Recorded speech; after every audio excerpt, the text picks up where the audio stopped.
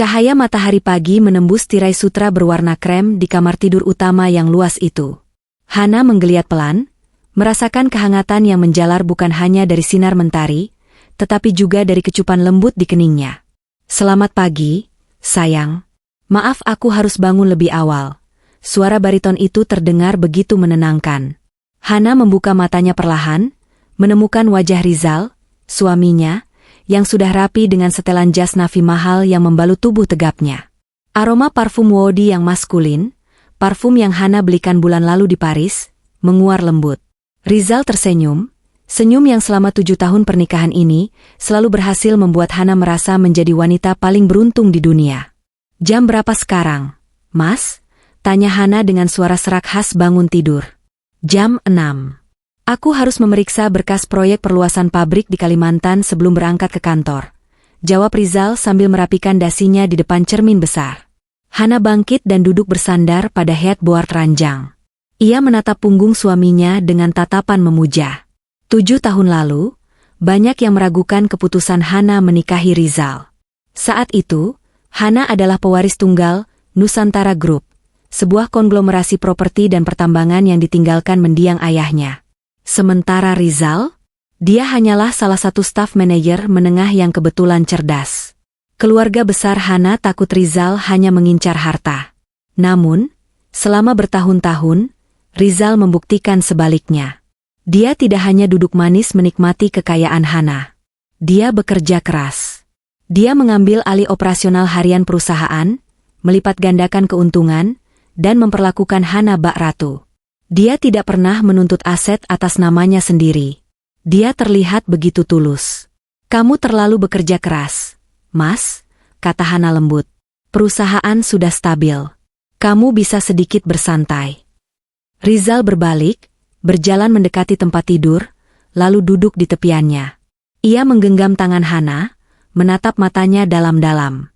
Tatapan itu teduh, menenangkan, dan penuh tipu daya yang tak kasat mata. "Ini semua untuk masa depan kita, Han.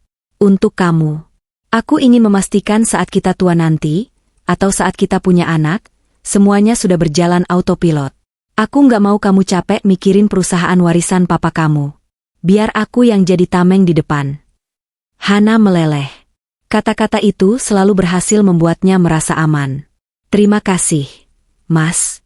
Aku nggak tahu apa jadinya aku dan perusahaan tanpa kamu." "SSST, jangan bicara begitu. Kita tim." Rizal mencium punggung tangan Hana. "Oh ya, sayang. Soal jadwal bulan ini. Sepertinya aku harus stay di Surabaya agak lama. Mungkin sekitar 1 bulan." Hana sedikit terkejut. 1 bulan? Lama sekali, Mas. Bukannya proyek di sana tinggal finishing?" Wajah Rizal berubah sedikit serius. Keningnya berkerut seolah sedang memikirkan beban berat. "Ada masalah sengketa lahan di perluasan tahap 2, Han. Warga setempat ada yang memprovokasi. Kalau aku nggak turun tangan langsung dan lobi pejabat daerah di sana setiap hari, kita bisa rugi miliaran. Aku harus memastikan aset kamu aman." Lagi-lagi, alasan, demi aset Hana. Senjata ampuh yang selalu Rizal gunakan. "Haruskah aku ikut?" tawar Hana. "Aku bisa menemani kamu di sana." Rizal menggeleng cepat, meski senyumnya tetap lembut. "Jangan, sayang. Di sana kondisinya lagi nggak kondusif. Panas, berdebu, dan aku bakal sering rapat sampai subuh sama tim legal dan preman lokal. Aku nggak tega lihat kamu capek nungguin aku di hotel. Kamu di sini saja, urus yayasan sosialmu, belanja, atau spa. Biar urusan kotor dan keras ini jadi bagianku." Hana menghela napas panjang, lalu mengangguk. "Baiklah kalau itu maumu. Tapi janji, telepon aku setiap malam." "Pasti. Kamu prioritas utamaku." Siang harinya, Hana mampir ke kantor pusat Nusantara Group. Gedung pencakar langit di kawasan Sudirman itu berdiri kokoh, lambang kejayaan keluarganya. Saat ia melangkah masuk ke lobi, para resepsionis dan satpam membungkuk hormat. "Selamat siang, Bu Hana," sapa mereka serempak. Hana tersenyum ramah. Ia naik ke lantai direksi menggunakan lift khusus. Di sana, ia melihat Rizal sedang memimpin rapat di ruang kaca. Suaminya terlihat begitu berwibawa, menunjuk grafik di layar proyektor, memberikan instruksi tegas namun tenang kepada para manajer senior yang usianya jauh di atasnya. Hana memperhatikan dari luar. Tuhan Maha Baik, batinnya. Dia memberiku harta yang berlimpah dan mengirimkan pendamping yang amanah. Selesai rapat, Rizal keluar dan sedikit terkejut melihat istrinya. Loh, sayang, tumben ke kantor? Cuma mau ajak makan siang sebelum kamu berangkat besok, kata Hana. Boleh. Tapi aku cuma punya waktu 45 menit ya. Masih ada vendor yang harus kutemui. Mereka makan siang di restoran Jepang fine dining di lantai dasar gedung. Rizal memesankan menu favorit Hana tanpa perlu bertanya. Dia bahkan memisahkan wasabi dari sushi Hana, karena tahu istrinya tidak suka pedas. Perhatian-perhatian kecil inilah yang membuat Hana buta. Mas, kartu kredit tambahan yang kamu pegang, limitnya masih cukupkan untuk operasional di Surabaya? Tanya Hana sambil menyuap salmon. Rizal mengangguk sambil mengelap mulutnya dengan serbet. Masih lebih dari cukup. Han, aku juga jarang pakai kok. Kecuali untuk entertain klien VIP. Kamu tahu kan aku nggak suka belanja barang-barang nggak penting. Pakai saja, Mas. Beli baju baru atau jam tangan kalau perlu. Penampilanmu itu representasi perusahaan. Rizal tersenyum tipis. Iya, nanti kalau sempat aku beli.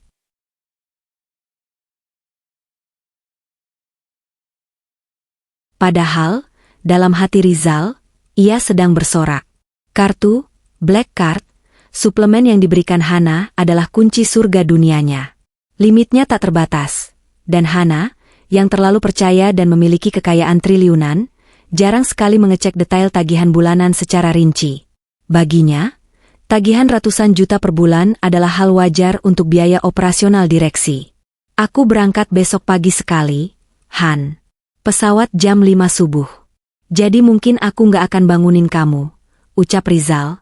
Hati-hati ya, Mas. Keesokan harinya, rumah terasa sepi. Rizal sudah pergi saat Hana membuka mata. Hanya ada secari kertas note di meja rias. I love you. Jaga diri baik-baik. Aku akan segera membereskan masalah di sana, supaya bisa cepat pulang ke pelukanmu. Hana tersenyum, menyimpan kertas itu di laci. Hari-hari berlalu. Minggu pertama Rizal pergi, komunikasi mereka masih intens. Rizal sering melakukan video call di malam hari. Latar belakangnya selalu dinding kamar hotel yang polos, atau sudut lobi hotel yang sepi. Wajahnya terlihat lelah, matanya sayu. Capek banget, Mas? Tanya Hana lewat layar ponsel. Iya, Han. Tadi seharian debat sama perwakilan warga. Alot banget. Tapi alhamdulillah ada titik terang. Jawab Rizal sambil memijat pelipisnya. Aktingnya sempurna. Oscar layak diberikan padanya. Istirahat, Mas. Jangan dipaksakan. Iya, ini aku mau langsung tidur. Kamu juga tidur ya. Love you.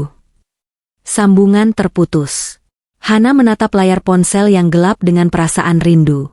Ia tidak tahu bahwa begitu layar ponsel itu mati, Rizal tidak sedang berada di kamar hotel sempit di Surabaya. Rizal meletakkan ponselnya di atas meja marmer sebuah penthouse mewah di kawasan elit Malang, Jawa Timur. Bukan Surabaya. Sudah selesai laporannya sama Ibu Bos? Suara manja seorang wanita terdengar dari arah minibar. Clarissa, wanita muda berusia 24 tahun dengan tubuh semampai dan wajah hasil perawatan klinik termahal, berjalan mendekat sambil membawa 2 gelas wine. Ia mengenakan gaun tidur sutra berwarna merah menyala. Rizal tertawa renyah, ekspresi lelahnya lenyap seketika. Ia menarik pinggang Clarissa dan mendudukannya di pangkuan. Sudah beres. Dia percaya kalau aku lagi pusing ngurus sengketa tanah. Kamu jahat banget sih, Mas. Kekeh Clarissa, meski tangannya dengan lincah mengelus dada bidang Rizal. Tapi aku suka. Berkat kebodohan dia, kita bisa liburan sebulan penuh di sini. Oh ya, besok jadikan belikan aku mobil baru. Teman-teman arisanku sudah pada ganti mobil Eropa keluaran terbaru. Malu dong kalau aku masih pakai yang tahun lalu. Apapun untuk kamu, Tuan Putri, jawab Rizal enteng. Besok kita ke showroom. Pilih yang paling mahal. Gesek saja kartunya. Clarissa memekik kegirangan. Ah, Tang Yu, Mas, kamu emang suami terbaik. Nggak kayak mantan-mantanku yang kere. Rizal tersenyum bangga. Ia merasa menjadi raja. Di Jakarta, ia adalah suami yang numpang hidup dan harus menjaga wibawa di bawah bayang-bayang nama besar ayah Hana.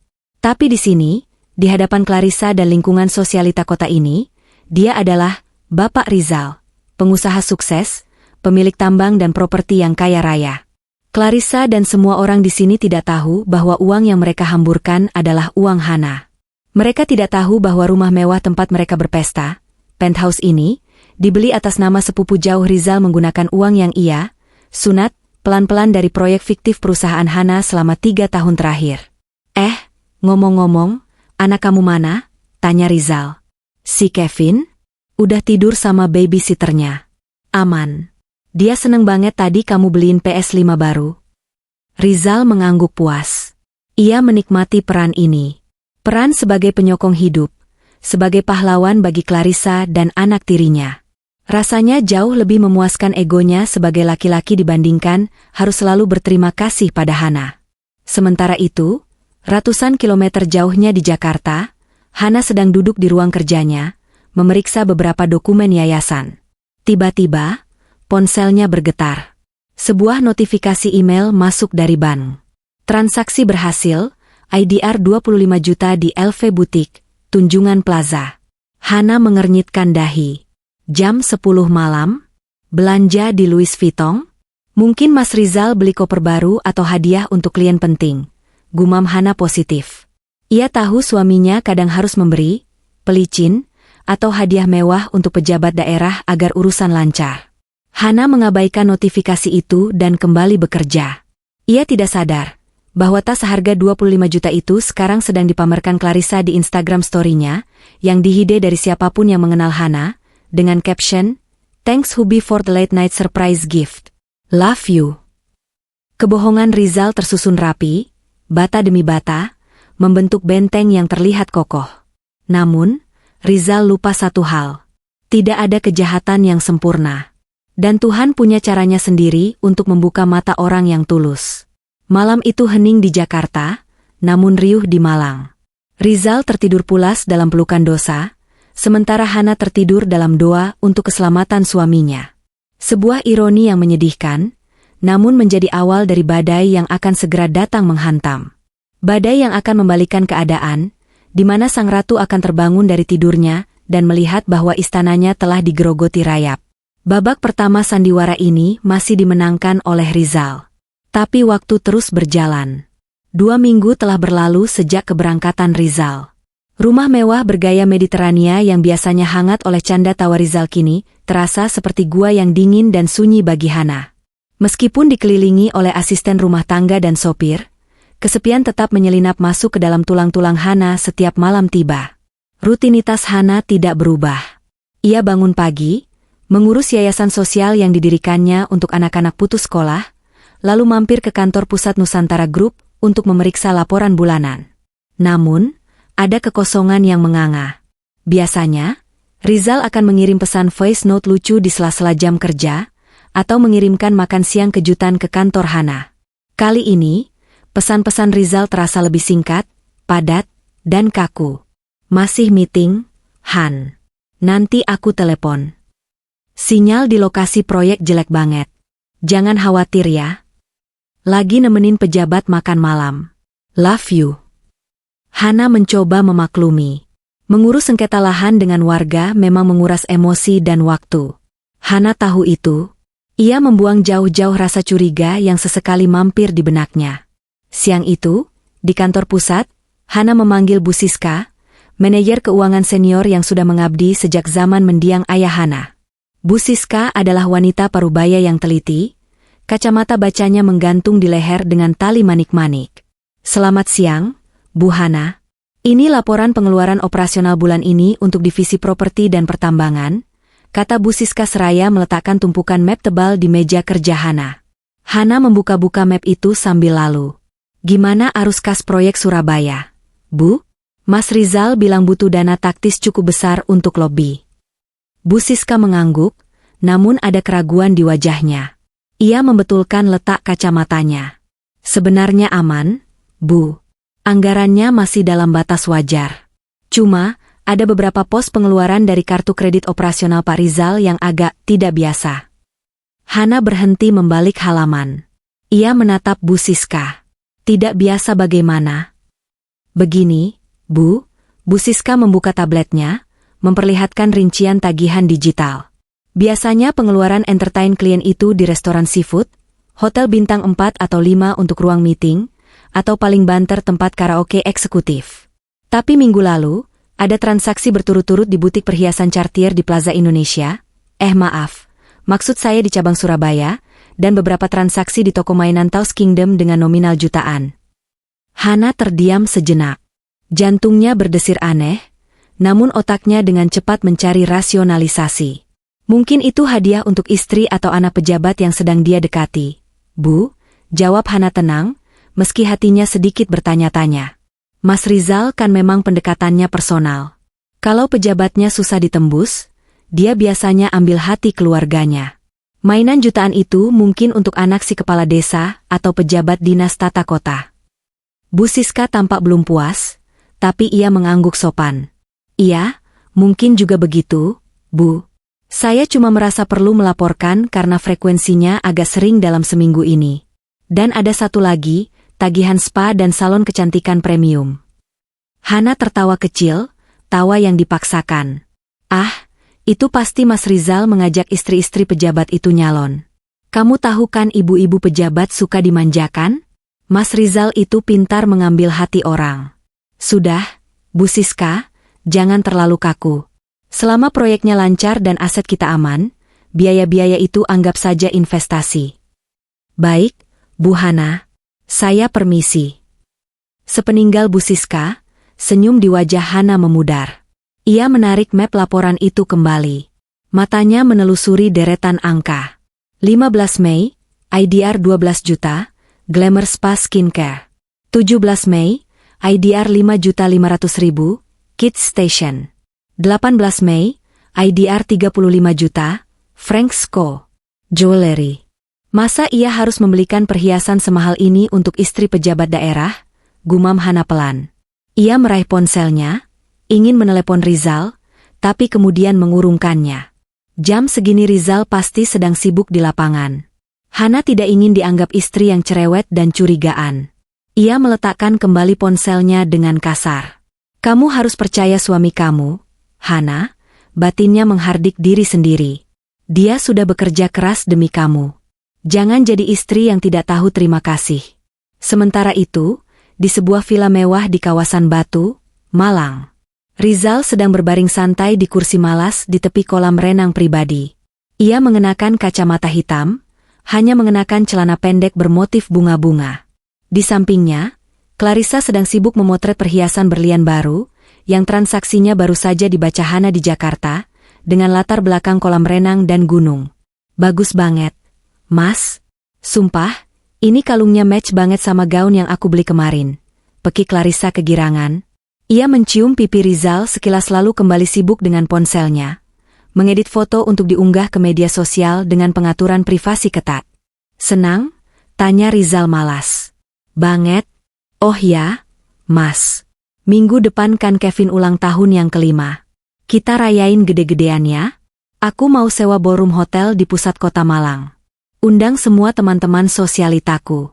Biar mereka tahu suami aku sekaya apa. Rizal meneguk jus jeruknya. Ada sedikit keraguan di wajahnya. Harus di ballroom? Kenapa nggak private party aja di sini?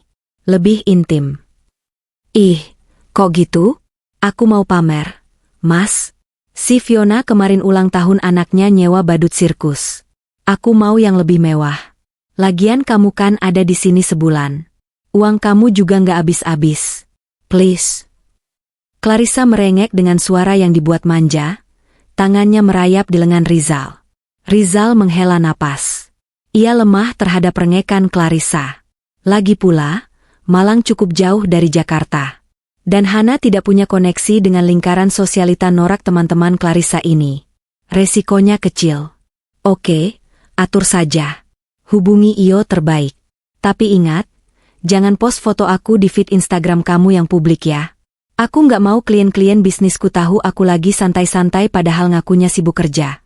Alasan klasik Rizal. Siap, bos. Clarissa tersenyum penuh kemenangan.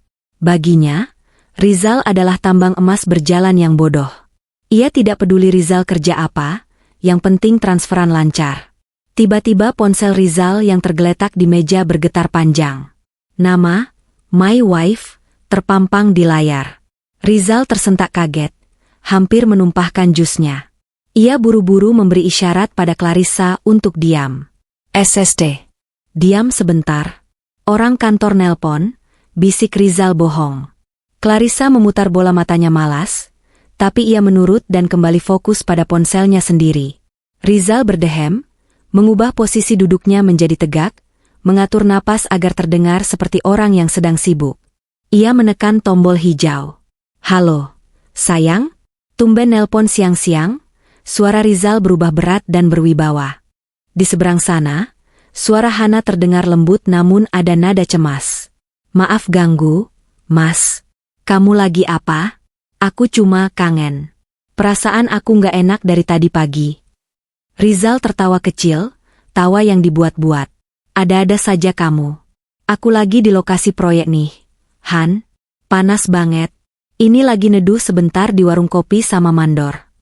Tepat saat Rizal mengatakan itu, dari dalam villa, anak Clarissa, Kevin, berlari keluar menuju kolam renang sambil berteriak kencang. Papi Rizal. Ayo renang lagi. Main air. Teriak bocah 5 tahun itu dengan suara melengking. Hana di ujung telepon terdiam. Mas? Itu suara anak kecil? Kamu di mana? Jantung Rizal serasa copot. Darahnya berdesir hebat. Ia melirik tajam ke arah Kevin, lalu memberi kode tangan pada Clarissa untuk membungkam anaknya. Clarissa dengan malas menarik tangan Kevin. Oh, itu. Rizal memutar otak dengan cepat, keringat dingin mulai menetes di pelipisnya. Itu anak pemilik warung, sayang. Warung kopinya di pinggir kampung, jadi banyak anak-anak main lari-larian. Biasalah, namanya juga di desa. Berisik banget memang. Hening sejenak. Rizal menahan napas, menunggu reaksi Hana. Apakah Hana percaya? Oh begitu. Suara Hana terdengar ragu, namun kemudian melembut lagi. Kirain kamu lagi di tempat lain. Hati-hati ya, Mas. Jangan terlalu capek. Iya, sayang. Nanti malam aku telepon lagi ya kalau sudah di hotel. Sinyal di sini mulai putus-putus nih. Rizal buru-buru mematikan sambungan telepon, tanpa menunggu jawaban Hana. Ia melempar ponselnya ke sofa empuk di sampingnya, dan menghembuskan napas kasar. Hampir saja, umpat Rizal. Kenapa sih, Mas? Tegang amat, tanya Clarissa tanpa dosa. Anak kamu tuh, hampir bikin aku ketahuan, kantor pusat.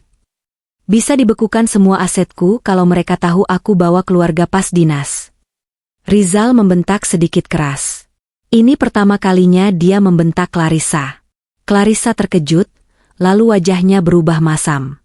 Kok nyalahin Kevin sih? Namanya juga anak kecil. Kamu tuh yang harusnya bisa ngatur waktu. Lagian, kantor pusat. Kamu itu siapa sih? Galak amat kayaknya. Rizal memijat keningnya. Kamu nggak ngerti urusan bisnis, Clarissa. Udah, lanjutin aja urusan ulang tahun Kevin. Aku mau masuk kamar dulu, pusing. Rizal masuk ke dalam villa, meninggalkan Clarissa yang bersungut-sungut. Di dalam kamar mandi marmer yang mewah, Rizal membasuh wajahnya. Ia menatap pantulan dirinya di cermin. Tenang, Jal. Tenang. Hana itu lugu. Dia cinta mati sama lo. Alasan warung kopi itu masuk akal. Lo aman, bisiknya pada diri sendiri. Namun, Rizal salah besar. Di Jakarta, Hana masih memegang ponselnya yang sudah mati. Ia tidak langsung meletakkannya. Ia duduk terpaku di kursi kerjanya. Matanya menatap kosong ke arah jendela yang menampilkan pemandangan gedung bertingkat Jakarta. Telinga Hana sangat peka. Tadi itu bukan sekadar suara anak kecil biasa. Teriakan, Papi Rizal, terdengar cukup jelas, meskipun samar tertutup suara angin. Dan yang lebih mengganggu Hana bukan teriakan itu, tapi suara latar belakangnya. Hana tidak mendengar suara mesin bakhoe atau truk proyek yang biasanya menderu di lokasi konstruksi. Ia juga tidak mendengar suara bising khas warung kopi pinggir jalan. Yang ia dengar, sedetik sebelum Kevin berteriak, adalah suara gemericik air yang tenang, seperti suara fountain kolam renang, dan sayup-sayup lagu bossa nova jazz yang biasa diputar di lounge atau kafe mahal. Warung kopi di pinggir kampung setel musik jazz, gumam Hana pelan. Hana membuka laci mejanya, mengambil sebuah buku catatan kecil berwarna hitam. Ia menuliskan tanggal hari ini, jam telepon tadi, dan kejanggalan yang ia rasakan. 1. Tagihan perhiasan dan mainan mahal.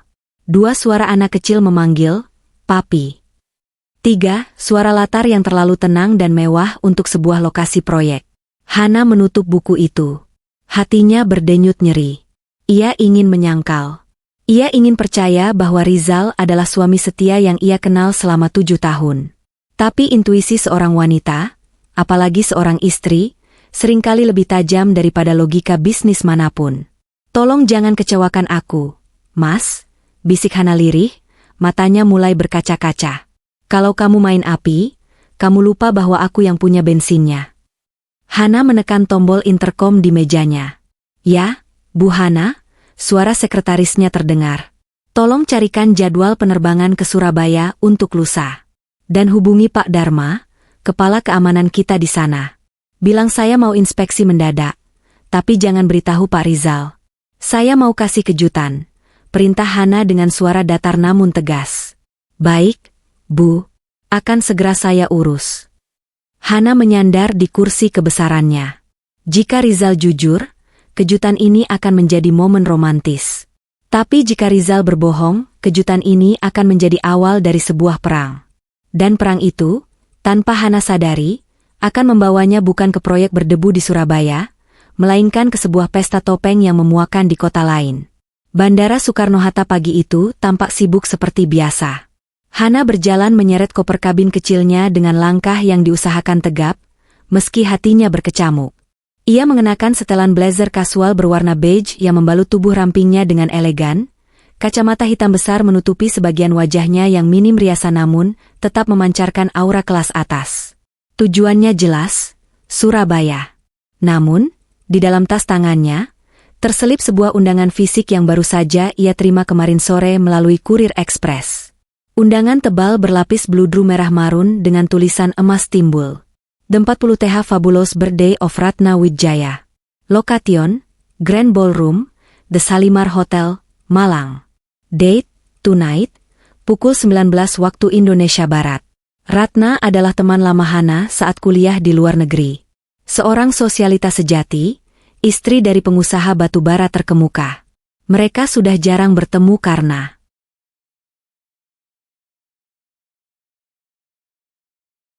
kesibukan masing-masing, tetapi Ratna selalu mengirim undangan di setiap acara besarnya. Awalnya, Hana berniat mengabaikan undangan itu. Pikirannya terlalu penuh dengan kecurigaan terhadap Rizal. Namun, sebuah kebetulan, atau mungkin takdir, menyadarkannya. Malang hanya berjarak kurang dari 2 jam perjalanan darat dari Surabaya. "Kenapa tidak?" gumam Hana saat duduk di ruang tunggu first class lounge. "Sekalian aku mengecek Mas Rizal di Surabaya, aku bisa mampir sebentar menghargai undangan Ratna. Siapa tahu aku bisa sedikit melupakan kecurigaan gila ini." Hana mengeluarkan ponselnya. Ia menimang-nimang benda pipih itu, ragu apakah harus memberitahu Rizal atau tidak. Akhirnya, ia memutuskan untuk melakukan tes ombak. Ia mengetik pesan WhatsApp. "Hana, Mas, Ratna ulang tahun hari ini di Malang. Dia kirim undangan. Kamu bisa temani aku nggak kalau aku terbang ke sana? Kan dekat dari Surabaya." 2 menit kemudian, status Rizal berubah menjadi online. Lalu tipping. "Rizal, waduh, sayang, maaf banget. Mendadak banget sih. Aku hari ini full di lokasi sampai malam. Ada inspeksi dari Dinas Lingkungan Hidup. Kalau ditinggal, izin kita bisa dicabut. Kamu jangan kesini dulu ya, bahaya debu dan preman lagi banyak yang demo." Hana tersenyum miris membaca balasan itu. Penolakan yang cepat dan alasan yang sangat logis. Hana, oh, ya sudah kalau begitu. Aku juga capek kalau harus terbang dadakan. Aku titip salam aja buat Ratna. Semangat kerjanya ya, Mas. Rizal, iya sayang, makasih pengertiannya. Kamu istirahat aja di rumah. Love you. Pembohong, desis Hana pelan. Hana tidak membatalkan tiketnya. Justru ia semakin mantap. Rizal mengira Hana ada di Jakarta, aman di dalam sangkar emasnya. Itu artinya, Rizal akan lengah. Pesawat mendarat di Bandara Juanda, Surabaya, tepat pukul 10 pagi. Udara panas langsung menyergap begitu Hana keluar dari terminal kedatangan. Namun, ia tidak menuju ke lokasi proyek Rizal. Ia justru menuju mobil jemputan Alphard hitam yang sudah disewanya. Langsung ke Malang ya, Pak. Ke Hotel Salimar, perintah Hana pada sopir. Sepanjang perjalanan via tol Pandaan Malang yang membelah perbukitan, Hana merenung. Pemandangan gunung yang indah tidak mampu menyejukkan hatinya yang panas. Ia membuka kembali catatan kecilnya. Suara musik jazz. Suara kolam renang. Jika Rizal benar-benar sibuk dengan debu dan preman, seharusnya dia tidak punya waktu untuk membalas pesan secepat itu. Insting Hana mengatakan ada yang tidak beres. Tapi ia butuh bukti. Bukti yang tak terbantahkan agar ia bisa mengambil keputusan tanpa penyesalan. Sore harinya, Hana tiba di hotel tempat acara berlangsung. Ia check-in di kamar suite yang berbeda lantai dengan ballroom. Di dalam kamar yang mewah itu, Hana membuka kopernya.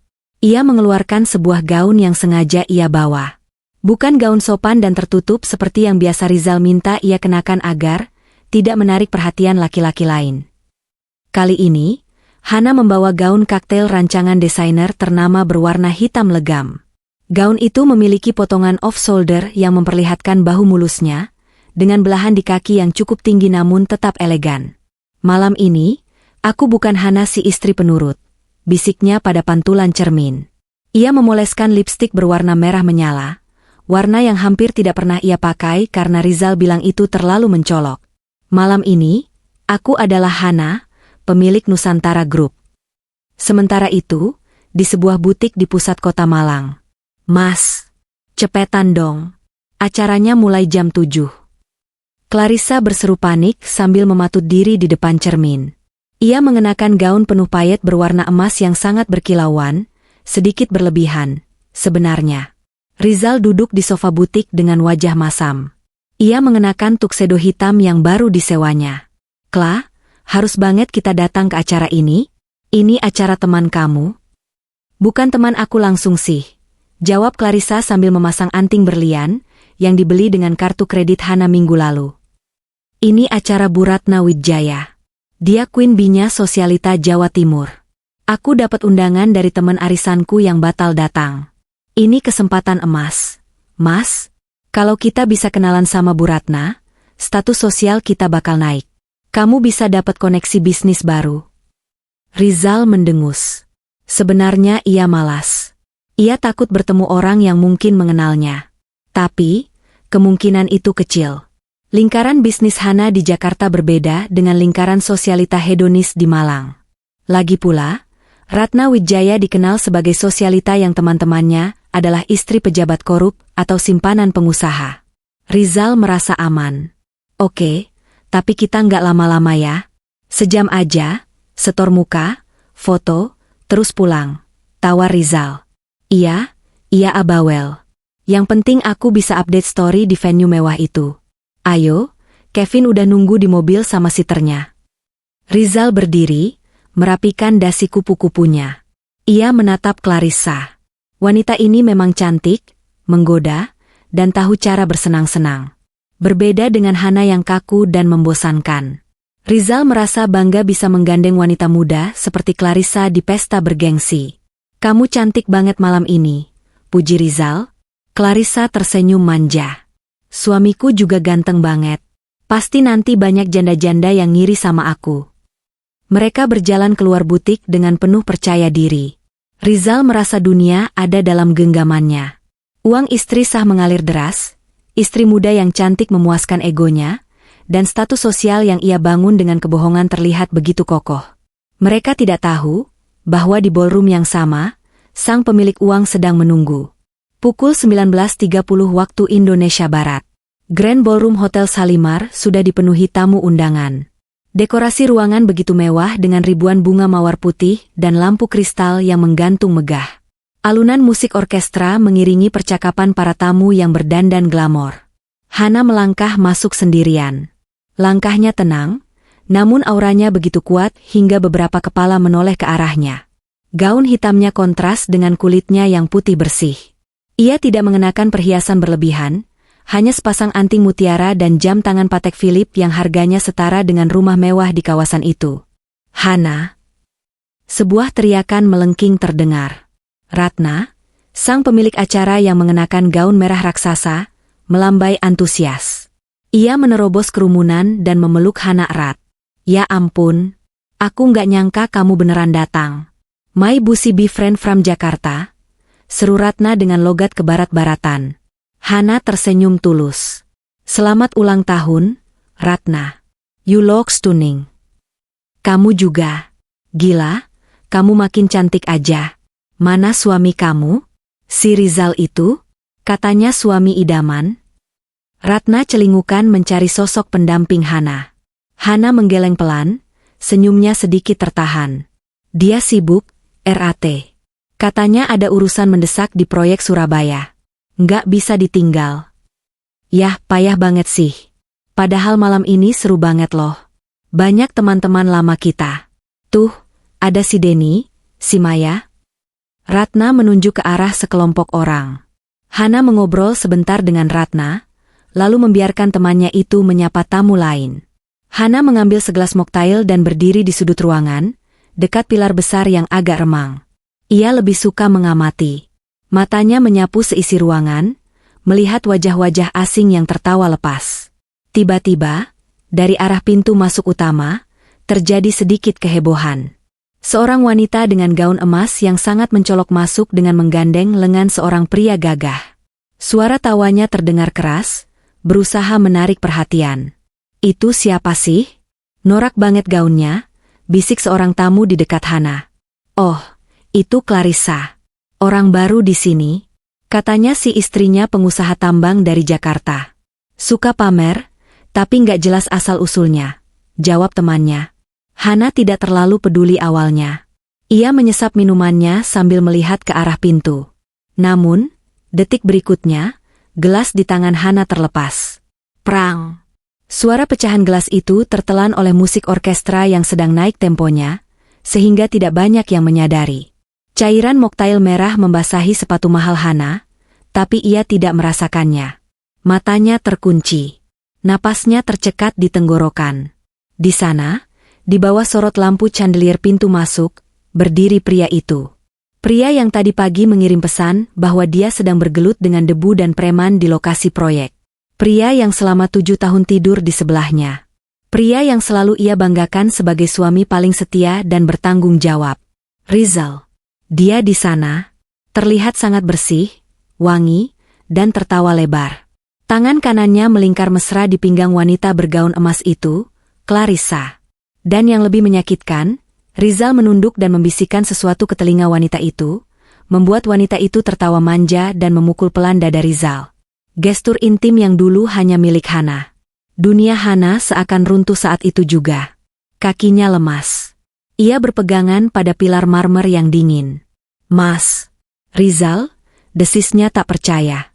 Ini bukan sekadar kecurigaan lagi.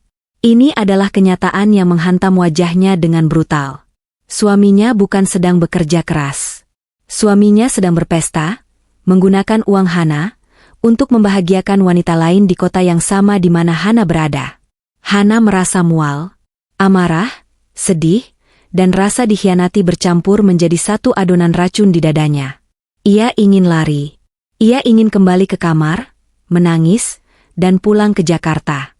Tapi kemudian, ia melihat Rizal mengambilkan minuman untuk Clarissa dengan penuh perhatian. Tatapan Rizal pada wanita itu, tatapan memuja yang sama yang dulu ia berikan pada Hana. Darah Hana mendidih. Rasa sedihnya seketika menguap, digantikan oleh api kemarahan yang dingin dan mematikan. Tidak, aku tidak akan lari, batin Hana.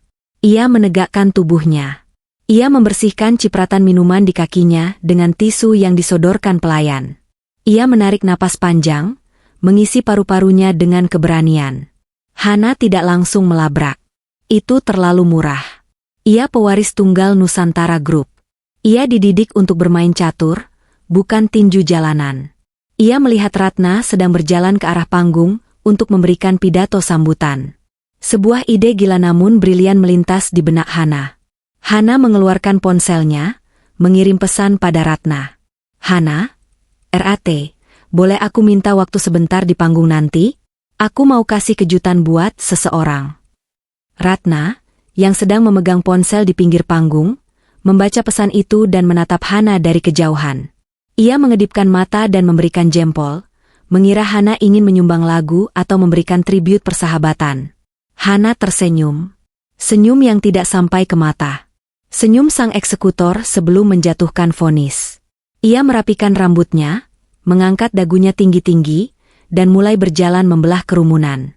Bukan ke arah pintu keluar, tapi mendekat ke arah panggung, melewati tempat di mana Rizal dan Clarissa sedang asyik berselfie ria. Jarak mereka semakin dekat. 10 meter. 5 meter. Rizal sedang tertawa melihat hasil foto di ponsel Clarissa, ketika sudut matanya menangkap sosok wanita berbaju hitam yang berjalan melintas dengan aura yang familiar. Wangi parfum itu, Rose des Vents dari Louis Vuitton. Parfum kesukaan Hana. Rizal menoleh cepat. Waktu seakan berhenti. Di antara puluhan tamu, mata mereka bertemu. Wajah Rizal seketika pucat pasi. Lebih putih dari kertas. Senyum di wajahnya lenyap, digantikan oleh ekspresi horor murni. Ponsel Clarissa di tangannya nyaris terjatuh. Hana, bibirnya bergerak tanpa suara. Hana tidak berhenti. Ia hanya menoleh sedikit, memberikan tatapan dingin menusuk, tatapan seorang ratu yang melihat pengkhianat kerajaan, lalu menyunggingkan senyum miring yang mengerikan. Ia terus berjalan menuju panggung, meninggalkan Rizal yang kini gemetar hebat di samping istri mudanya yang masih tidak menyadari bahwa kiamat baru saja dimulai. Pertemuan di ballroom. Jantung Rizal serasa berhenti berdetak. Darah di wajahnya surut seketika, membuatnya tampak seperti mayat hidup di tengah pesta yang meriah. Keringat dingin sebesar biji jagung mulai bermunculan di keningnya, melunturkan bedak tipis yang sempat dipakaikan Clarissa tadi. Dunia di sekelilingnya, suara tawa, denting gelas, alunan musik orkestra, mendadak menjadi dengungan yang menyakitkan telinga. Matanya hanya tertuju pada satu titik. Sosok wanita anggun bergaun hitam yang baru saja melewatinya dengan senyum miring yang mematikan. Hana, istrinya. Mas, kamu kenapa sih? Kok pucat banget? Tanya Clarissa dengan nada kesal. Ia mengguncang lengan Rizal yang kaku. Lihat tuh, hasil fotonya bagus kan? Mas?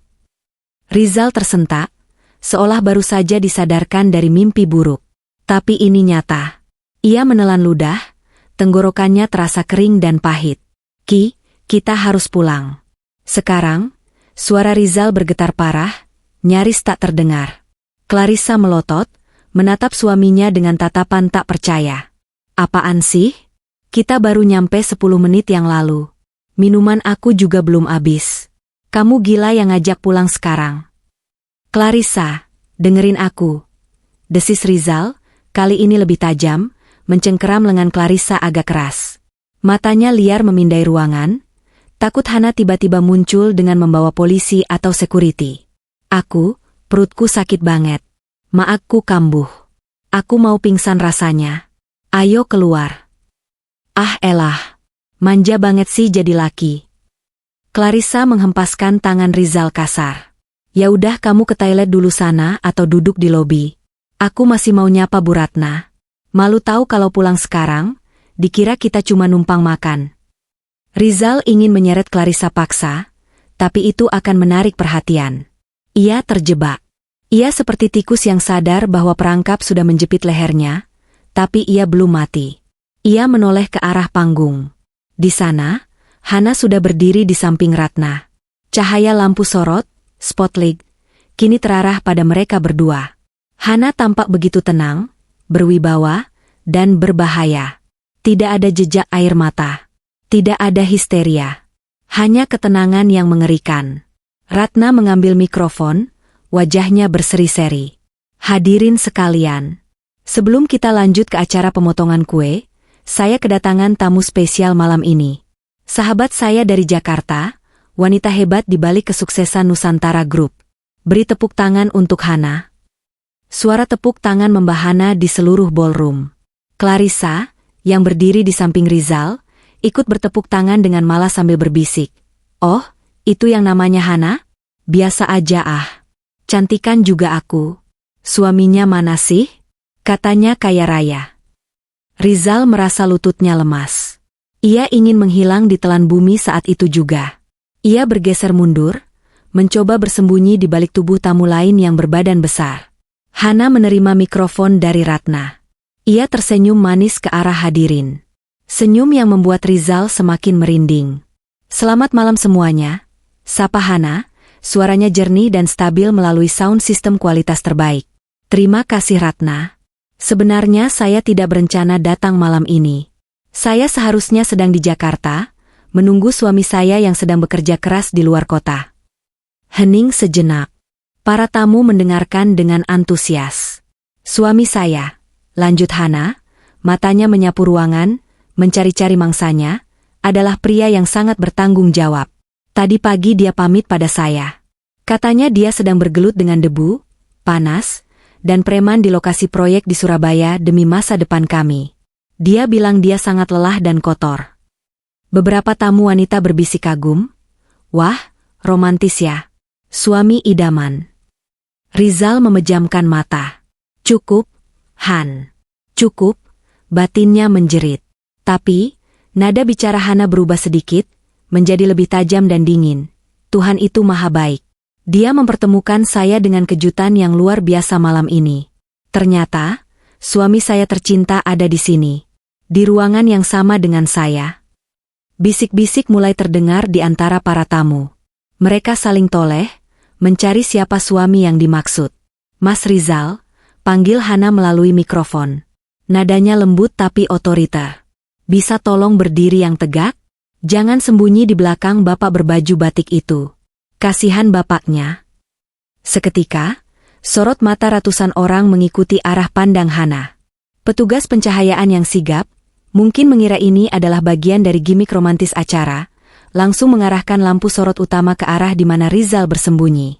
Klik. Cahaya putih terang benderang jatuh tepat di atas kepala Rizal dan Clarissa. Rizal terpaku. Ia seperti rusa yang tertangkap lampu sorot pemburu. Wajahnya pucat pasi, keringat bercucuran. Di sebelahnya, Clarissa justru tersenyum lebar dan melambaikan tangan genit. Mengira sorotan itu adalah bentuk apresiasi karena kecantikannya yang menonjol. Loh, itu kan si Clarissa? Itu suaminya? Katanya pengusaha tambang. Loh, kok dipanggil Mas Rizal sama Bu Hana? Suara kasak kusuk semakin kencang. Atmosfer ruangan berubah dari pesta menjadi arena pertunjukan drama. Hana turun dari panggung.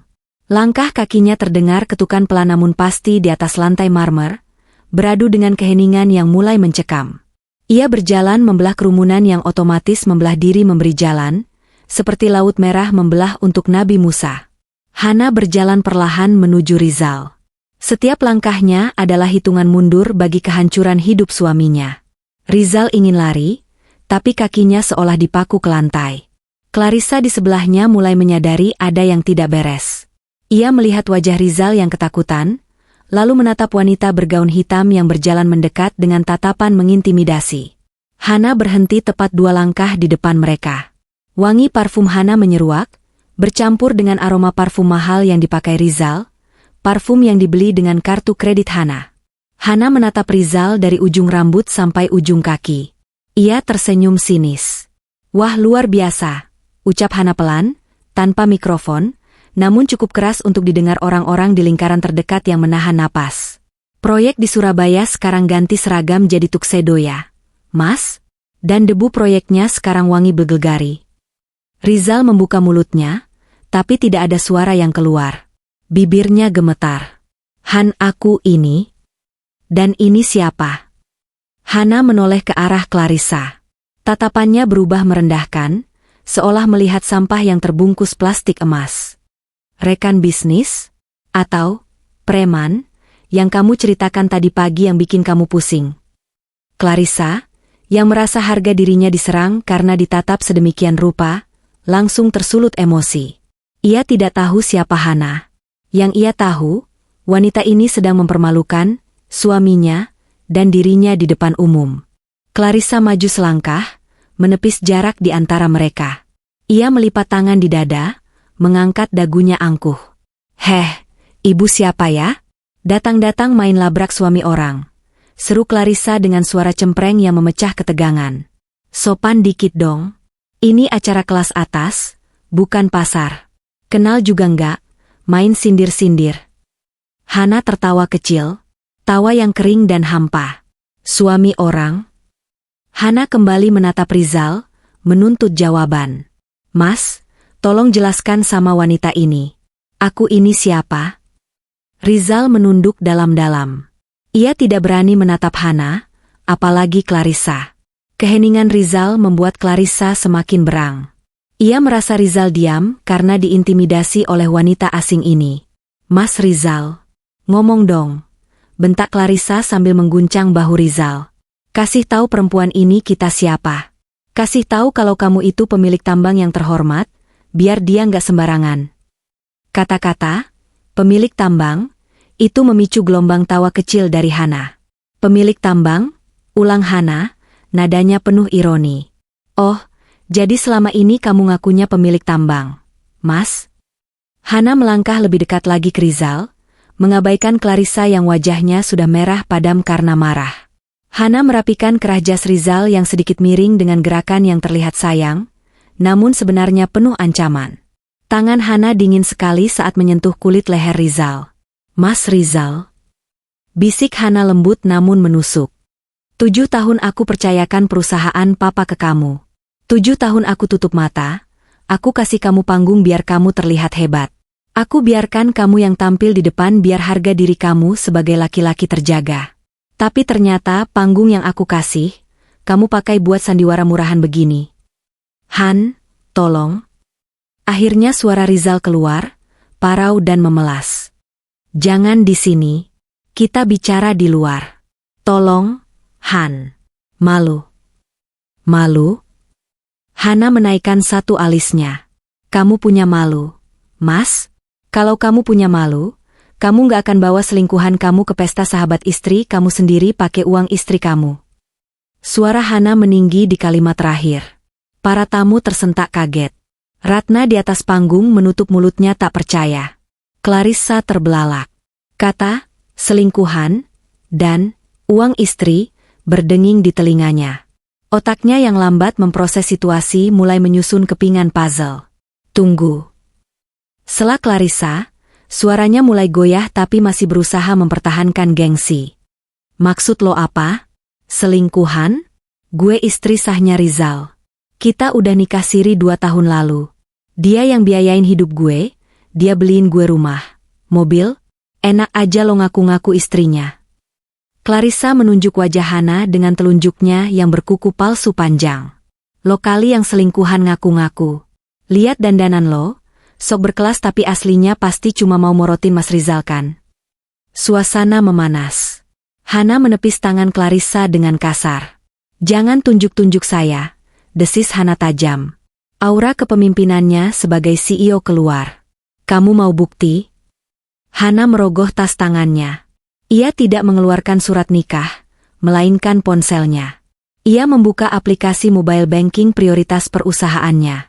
"Mas Rizal," kata Hana sambil menyodorkan layar ponsel ke depan wajah Rizal dan Clarissa. "Mobil Pajero Sport yang kamu pamerkan di Instagram minggu lalu? Plat nomor B1234 RFZ? Itu dibayar pakai kartu kredit tambahan atas nama saya, Hana Pertiwi." Clarissa terdiam, matanya melirik layar ponsel itu. "Rumah di Villa Puncak Tidar yang kalian tempati," lanjut Hana tanpa ampun. "Sertifikatnya memang belum balik nama, tapi uang mukanya 2 miliar ditransfer dari rekening PT Nusantara Group dengan keterangan dana taktis operasional. Itu uang perusahaan saya. Dan gaun norak yang kamu pakai, beserta kalung berlian itu. Hana menunjuk leher Clarissa. Tagihannya masuk ke email saya 3 hari yang lalu. Hana menatap Clarissa dengan tatapan kasihan. Kamu bukan istri pengusaha tambang, Mbak. Kamu cuma parasit yang hidup dari uang wanita lain yang dibohongi oleh laki-laki pengecut ini. Bohong? Teriak Clarissa histeris. Ia menoleh ke Rizal, matanya mulai berkaca-kaca, memohon pembelaan. Mas, bilang itu bohong. Kamu bilang itu semua hasil kerja keras kamu. Kamu bilang perusahaan itu punya kamu. Rizal diam 1000 bahasa. Tubuhnya gemetar hebat, keringat membasahi kemeja mahalnya. Ia tidak bisa menyangkal. Data tidak pernah berbohong. Hana tersenyum puas melihat keruntuhan di wajah Clarissa. Tapi ia belum selesai. Ia menoleh ke arah security hotel yang sudah bersiaga di pinggir ruangan karena keributan itu. Pak Security, panggil Hana tenang. Bisa tolong amankan bapak ini? Saya akan laporkan dia atas dugaan penggelapan aset perusahaan senilai miliaran rupiah. Dan tolong pastikan dia tidak membawa kabur kunci mobil dan dompet yang ada di saku jasnya. Karena semua itu milik saya. Rizal akhirnya ambruk berlutut di lantai ballroom. Kakinya tak kuat lagi menopang tubuh dan rasa malunya. Di depan ratusan mata sosialita, di bawah cahaya lampu yang terang benderang, topeng sempurna Rizal hancur berkeping-keping menjadi debu. Clarissa mundur perlahan, menggeleng-gelengkan kepalanya. Nggak mungkin aku ditipu. Hana menatap mereka berdua dari atas. Pesta sudah selesai, Mas Rizal. Selamat datang di dunia nyata. Suasana di dalam Grand Ballroom Hotel Shalimar berubah drastis. Musik orkestra yang tadinya mengalun syahdu kini berhenti total, menyisakan keheningan yang menyesakan. Ratusan pasang mata menatap ke tengah ruangan, tempat sebuah drama rumah tangga kelas atas sedang terurai dengan tragis. Kilatan lampu flash dari ponsel para tamu mulai bermunculan satu persatu, merekam momen kehancuran seorang pria yang selama ini bersembunyi di balik topeng kesetiaan. Rizal masih berlutut di lantai marmer yang dingin. Kepalanya tertunduk dalam, bahunya bergetar. Ia seperti bangunan tua yang fondasinya baru saja diledakkan, runtuh seketika tanpa sisa. Di hadapannya, Hana berdiri tegak laksana patung Dewi Keadilan yang dingin. Namun, sorotan utama kini beralih pada Clarissa. Wanita muda bergaun emas itu tidak terima. Wajahnya yang cantik oleh pulasan makeup tebal kini merah, pada menahan amarah dan malu. Egonya sebagai wanita yang merasa, menang, dan dicintai selama ini memberontak hebat. Ia menolak percaya bahwa dirinya hanyalah korban tipu daya, apalagi disebut parasit. Nggak usah ngarang cerita ya, Ibu, pekik Clarissa, suaranya melengking memecah keheningan. Jari telunjuknya kembali terarah ke wajah Hana, gemetar karena emosi. Mentang-mentang kamu temannya yang punya acara, kamu bisa seenaknya injak-injak harga diri kami? Saya nggak percaya sama omongan kamu. Bukti di HP bisa diedit.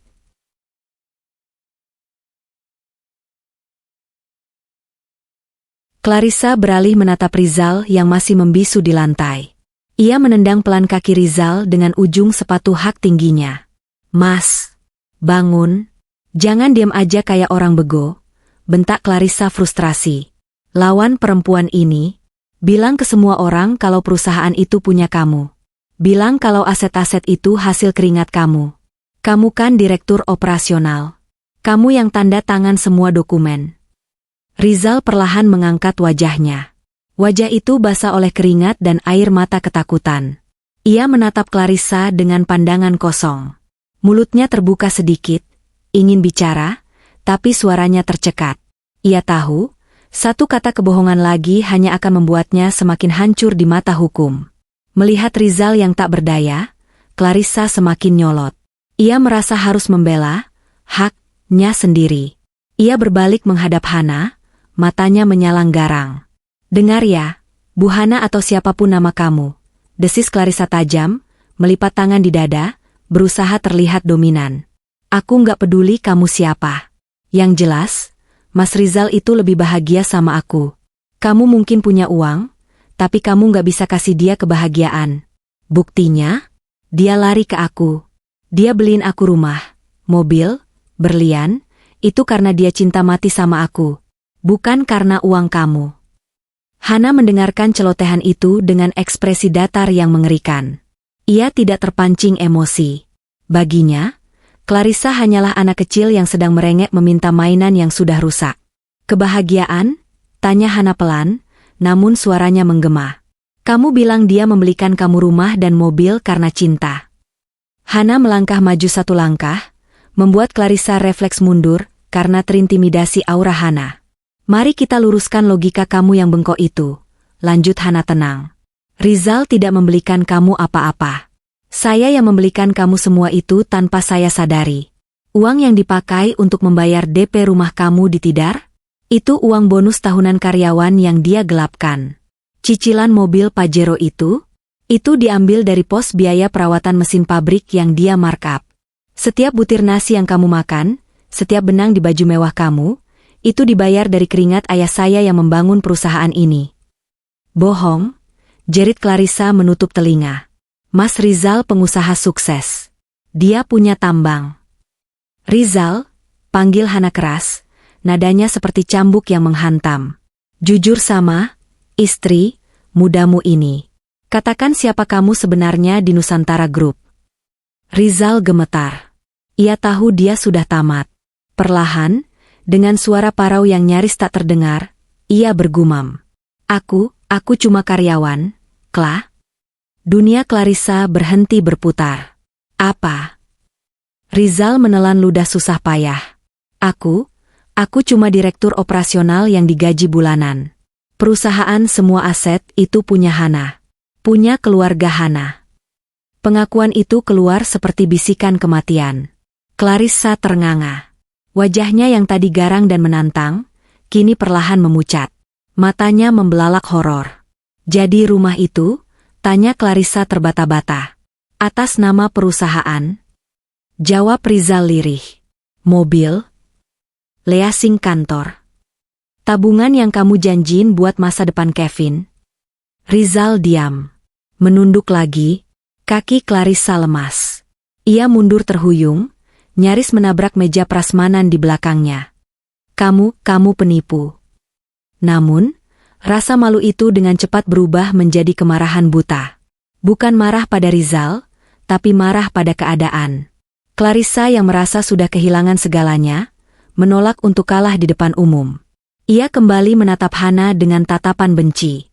Oke kalau emang uangnya punya kamu, teriak Clarissa, air mata mulai melunturkan maskaranya.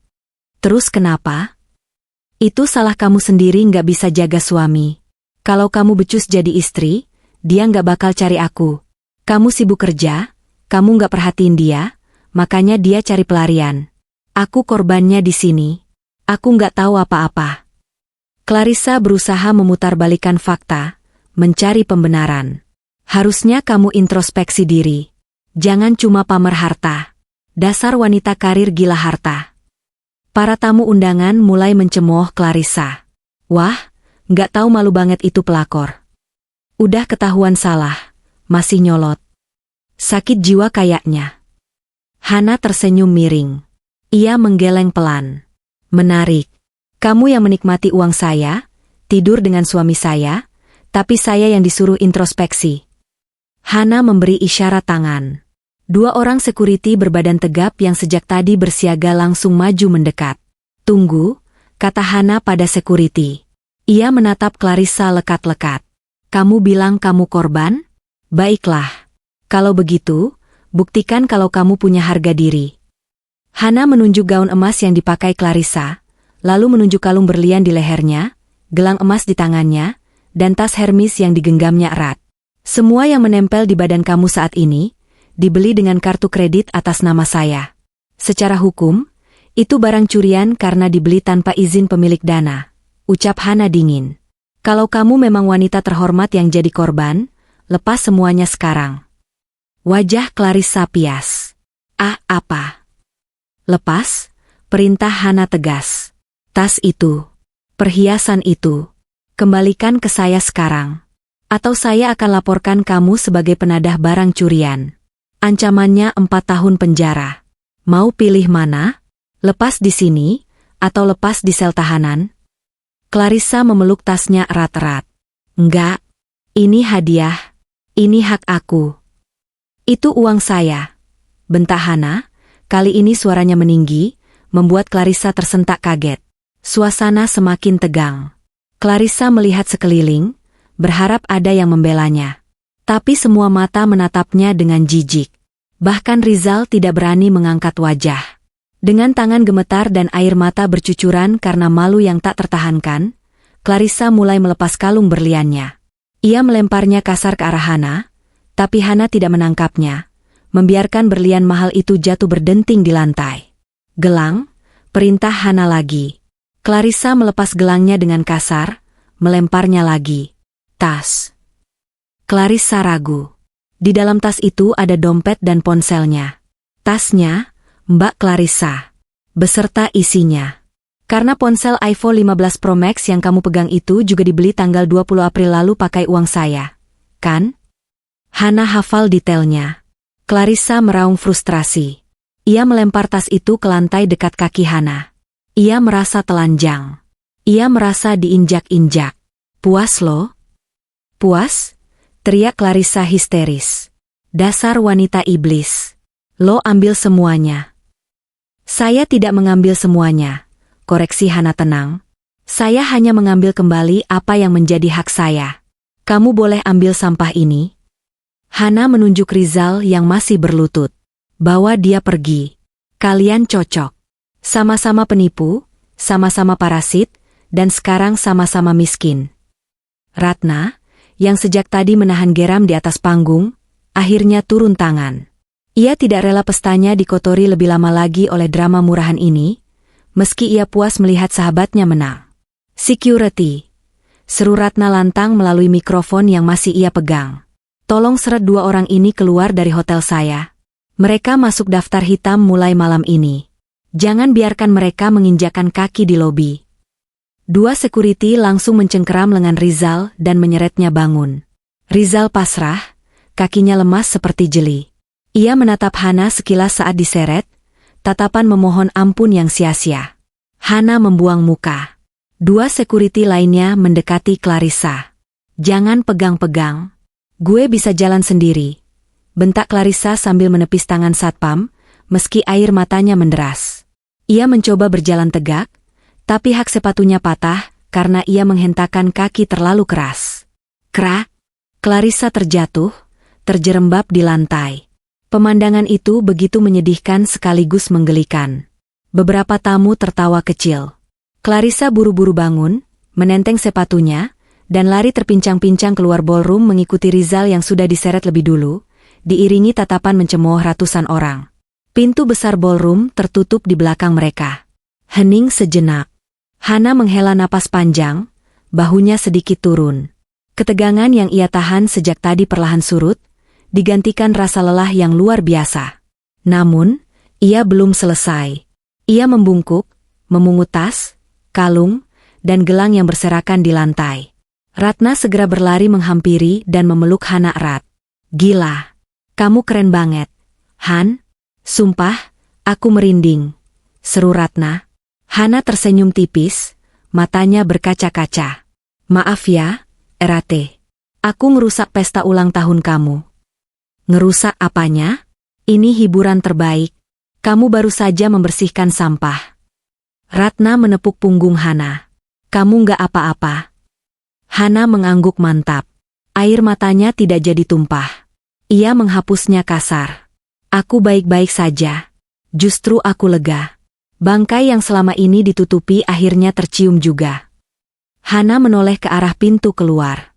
Di luar sana, malam masih panjang bagi Rizal dan Clarissa. Ini baru permulaan, Mas, bisik Hana. Kamu pikir hukumanmu cuma rasa malu? Tunggu sampai aku memblokir semua aksesmu. Hana mengeluarkan ponselnya lagi. Ia menelepon kepala bagian IT dan keuangan perusahaannya di Jakarta. Jam menunjukkan pukul 9 malam, tapi ia tidak peduli. Halo, Pak Budi. Ini Hana, ucapnya tegas. Ya, Bu Hana, ada yang bisa dibantu? Lakukan total freeze sekarang juga. Blokir semua kartu kredit tambahan yang dipegang Rizal. Bekukan akses dia ke sistem perusahaan. Ganti semua password email dan server. Dan satu lagi, hubungi pengacara perusahaan. Siapkan surat gugatan cerai dan audit forensik keuangan untuk besok pagi. Baik, Bu. Segera dilaksanakan. Hana menutup telepon. Ia menatap para tamu undangan yang masih memperhatikannya. Dengan anggun, Hana mengangkat gelas wine baru yang disodorkan pelayan. Maaf atas ketidaknyamanan ini, semuanya, ucap Hana lantang namun sopan. Silakan nikmati pestanya kembali. Anggap saja tadi adalah pertunjukan pembuka tentang karma. Hana mengangkat gelasnya tinggi-tinggi, lalu meminumnya sedikit. Para tamu bertepuk tangan, kali ini dengan rasa hormat yang mendalam pada kekuatan seorang wanita yang tersakiti. Sementara itu, di lobi hotel, Rizal dan Clarissa dilempar keluar begitu saja oleh security. Rizal terduduk di aspal parkiran, jas mahalnya kotor. Clarissa berdiri di sampingnya dengan napas memburu, bertelanjang kaki sebelah, makeup luntur. Ini semua gara-gara kamu, Mas, teriak Clarissa sambil memukuli punggung Rizal. Kamu bohongin aku. Kamu bilang kamu kaya. Sekarang gimana? Tas aku diambil. Berlian aku diambil. Kita mau pulang naik apa? Kunci mobil kamu disita sama dia. Rizal menepis tangan Clarissa kasar. Diam kamu. Kepala aku mau pecah. Terus kita kemana sekarang? Kevin nunggu di villa. Villa itu punya siapa?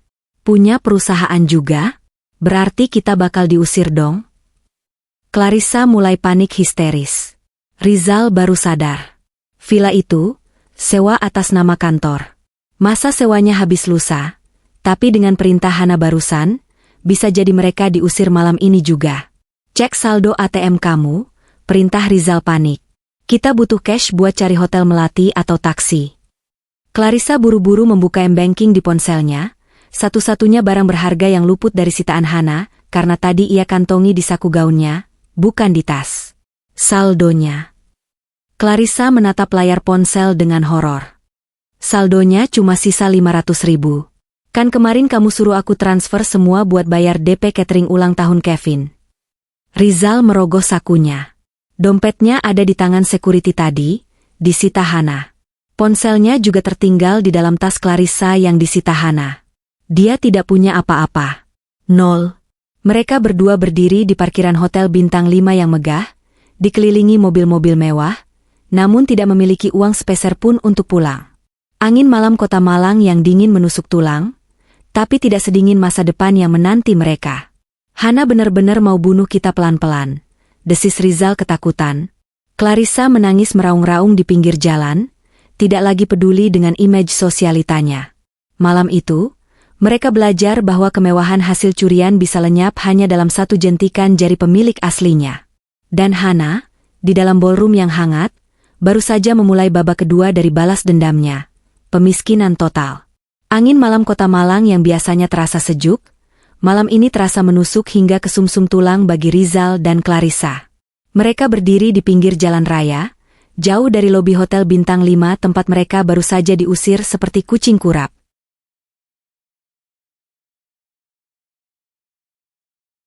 Rizal masih mengenakan kemeja putih mahalnya yang kini kusut dan bernoda debu aspal, tanpa jas, tanpa dasi. Di sebelahnya, Clarissa menggigil memeluk lengan kurusnya sendiri. Gaun emasnya yang norak kini tampak menyedihkan, robek di bagian bawah akibat terjatuh tadi. Ia menenteng sepatu hak tingginya yang patah sebelah. Mas, dingin. Rintih Clarissa, giginya bergemelatuk. Pesen gocap yang premium dong. Aku nggak mau naik taksi bau. Rizal menatap Clarissa dengan pandangan tak percaya. Gocap premium? Kamu gila? Kla? HP aku disita. Dompet aku disita. Kamu lupa saldo, kamu tinggal 500.000. Clarissa cemberut. Ya terus kita mau naik apa? Jalan kaki ke Batu? Itu jauh banget. Mas. Pesen ojek online biasa. Atau taksi paling murah. Itu pun kita harus hemat karena kita nggak tahu besok makan apa. Bentak Rizal frustrasi. Dengan bersungut-sungut, Clarissa memesan taksi online kelas ekonomi melalui ponselnya. 10 menit kemudian, sebuah mobil MPV tua dengan AC yang tidak dingin berhenti di depan mereka. Sopirnya menatap penampilan mereka yang berantakan dengan curiga, takut mereka penumpang mabuk yang akan muntah di mobil. "Ke Villa Puncak Tidaria, Pak," kata Rizal ketus saat masuk ke dalam mobil yang berbau apek rokok itu. Sepanjang perjalanan, tidak ada yang bicara. Clarissa sibuk menangis sesenggukan, meratapi nasibnya yang berubah 180 derajat dalam hitungan jam. Rizal sibuk memijat pelipisnya yang berdenyut kencang, otaknya berputar mencari jalan keluar. Tenang, Jal. Tenang, batinnya. Di villa masih ada brankas kecil. Ada uang tunai sekitar 10 juta simpanan darurat. Ada perhiasan Clarissa yang lain. Ada BPKB mobil Honda Jazz lama punya Clarissa. Kita bisa jual itu buat bertahan hidup sementara. Harapan itu membuat Rizal sedikit tenang. Setidaknya mereka tidak akan mati kelaparan besok. 1 jam kemudian, taksi itu berhenti di depan gerbang kompleks villa mewah di kawasan Batu. "Masuk aja, Pak. Blok B nomor 12, perintah Rizal pada sopir. Namun, saat mobil mendekati gerbang klaster, palang pintu otomatis tidak terbuka. Seorang satpam kompleks keluar dari pos penjagaan. "Maaf, Pak Rizal ya?" tanya satpam itu sopan namun tegas. "Iya, Pak Asep." "Buka gerbangnya, saya capek," jawab Rizal tak sabar, membuka kaca jendela. Pak Asep menggeleng, wajahnya tampak tak enak hati. "Waduh, maaf Pak, akses Bapak sudah diblokir dari sistem manajemen." "Maksud lo apa?" Rizal emosi, ia keluar dari mobil. "Gue penyewa villa ini, gue bayar mahal." "Iya Pak, tapi pemilik unit barusan telepon manajemen. Katanya kontrak sewanya dibatalkan sepihak, karena penyalahgunaan aset perusahaan. Dan, ada tim keamanan dari Jakarta yang sudah menunggu di unit Bapak." Jantung Rizal mencelos. Tim keamanan dari Jakarta? Tanpa pikir panjang, Rizal kembali masuk ke mobil dan menyuruh sopir menerobos masuk lewat pintu samping yang terbuka sedikit. "Pak, jangan Pak," teriak satpam, tapi taksi itu sudah melaju masuk. Sesampainya di depan villa B12, pemandangan yang menyambut Rizal membuat lututnya lemas seketika. 2 mobil SUV hitam besar terparkir melintang di depan garasi villa. 4 orang pria berbadan tegap dengan seragam safari hitam berdiri berjaga di depan pintu utama. Salah satunya adalah sosok yang sangat Rizal kenal dan takuti. Pak Dharma, Kepala Keamanan Nusantara Group, orang kepercayaan mendiang ayah Hana, mantan anggota militer yang loyalitasnya pada keluarga Hana tidak perlu diragukan. "Turun," perintah Pak Dharma dingin saat melihat taksi Rizal berhenti. Rizal dan Clarissa turun dengan gemetar. Clarissa langsung berlari ke arah pintu. "Anakku, Kevin mana? Kalian jangan macem-macem ya." Pak Dharma merentangkan tangannya, menghalangi Clarissa. "Tenang, Bu. Anak ibu aman bersama babysitternya di dalam. Mereka sedang berkemas." "Minggir, itu rumah gue." Clarissa mencoba mencakar Pak Dharma, tapi dengan mudah ditepis. "Ini bukan rumah ibu." Suara Pak Dharma berat dan mengintimidasi. "Ini properti yang disewa atas nama PT Nusantara Group. Dan per jam 21 tadi, Ibu Hana selaku direktur utama memerintahkan pengosongan aset." Rizal memberanikan diri maju. "Pak Dharma, tolonglah. Kami butuh istirahat. Biarkan kami masuk malam ini saja. Besok kami pergi." Pak Dharma menatap Rizal dengan tatapan jijik. "Bapak Rizal, saya sudah bekerja 20 tahun untuk keluarga Bu Hana. Saya melihat Bapak datang 7 tahun lalu, saya kira Bapak orang baik. Ternyata Bapak cuma maling berdasi." Kata-kata itu menampar harga diri Rizal lebih keras daripada tamparan fisik. "Barang-barang pribadi kalian, baju, pakaian dalam, perlengkapan mandi, sudah dimasukkan ke dalam koper oleh babysitter. Sisanya, tinggal." "Apa?" Clarissa membelalak. "Tas-tas branded aku, koleksi sepatu aku, PS5 Kevin, TV 60 inch yang baru beli kemarin, itu punya aku." Pak Dharma menyodorkan sebuah tablet. Di layarnya terpampang daftar inventaris. Semua barang elektronik, perhiasan, dan barang lakseri yang dibeli menggunakan kartu kredit perusahaan atau rekening perusahaan, disita sebagai barang bukti penggelapan. "Kalau ibu mau ambil, Silakan ambil di pengadilan nanti dengan membawa bukti struk pembelian pakai uang pribadi. Clarissa meraung. Itu kado dari Mas Rizal buat aku. Kadonya dibeli pakai uang curian, Bu.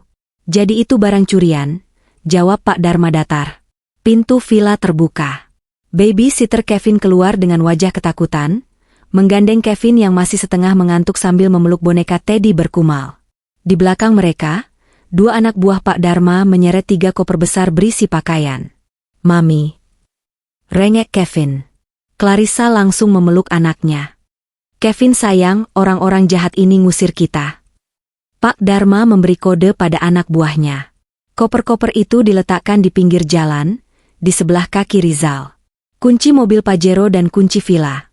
Serahkan, tagih Pak Dharma pada babysitter. Wanita pengasuh itu buru-buru menyerahkan kunci mobil pada Pak Dharma. Mobil Honda Jazz punya saya mana? Tanya Rizal panik, teringat satu-satunya harapan terakhirnya. Itu BPKB-nya atas nama Clarissa. Pak Dharma tersenyum tipis. Mobil Honda Jazz itu? Oh, tadi tim audit mengecek mutasi rekening. Cicilan bulanannya dibayar lewat autodebit rekening operasional cabang Surabaya yang Bapak pegang. Jadi, itu juga aset sengketa. Mobilnya sudah kami derek 10 menit yang lalu. Rizal merasa dunianya gelap gulita. Habis. Benar-benar habis. Tidak ada kendaraan. Tidak ada brankas.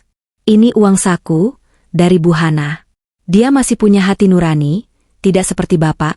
Pak Dharma melempar sebuah amplop coklat ke dada Rizal. Rizal menangkapnya. Isinya uang tunai 1 juta rupiah. Bu Hana bilang, gunakan untuk cari kontrakan petak. Belajar hidup susah. Dharma, tolong sampaikan ke Hana. Rizal memelas, air matanya menetes. Aku minta maaf. Aku hilaf. Tolong jangan siksa aku kayak gini. Simpan maaf Bapak buat hakim di pengadilan. Pak Dharma berbalik badan. Sekarang, silakan pergi dari area properti ini sebelum saya panggil polisi untuk kasus penyerobotan lahan. Pak Dharma dan timnya masuk ke dalam mobil SUV mereka dan ke dalam villa, lalu menutup pagar besi yang tinggi itu dengan bunyi bam yang keras. Lampu villa dimatikan dari dalam. Tinggallah Rizal, Clarissa, Kevin, si pengasuh, dan 3 koper besar di pinggir jalan yang gelap dan dingin. Taksi online yang tadi mengantar mereka sudah pergi karena Rizal tidak punya uang untuk membayarnya menunggu. Sopir tadi dibayar pakai sisa saldo Clarissa yang pas-pasan. Kita mau kemana?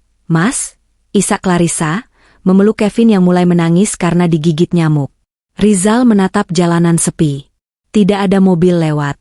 Sinyal HP di daerah pegunungan ini timbul tenggelam. Kita jalan ke jalan raya bawah. Cari angkot atau taksi yang lewat, gumam Rizal putus asa.